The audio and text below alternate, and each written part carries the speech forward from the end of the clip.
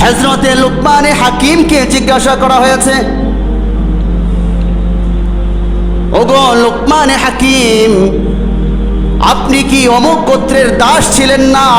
লুকমানে হাকিম বলেন, হ্যাঁ হ্যাঁ, আমি অমুক গোত্রের দাস ছিলাম। লুকমানে হাকিমকে জিজ্ঞাসা করা হয়েছে, ওগো লুকমানে হাকিম, আপনি কি অমুক পাহাড়ের পদদেশে ছাগল চড়াইতেন না?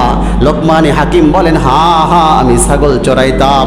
ও লুকমানে হাকিম, আপনি ছাগল চড়াইতেন, আপনি দাস ছিলেন, আপনার এত মর্যাদা, এত মর্যাদা, আপনি এত বেশি মর্যাদার আসীনে অধিষ্ঠিত কিভাবে হলেন?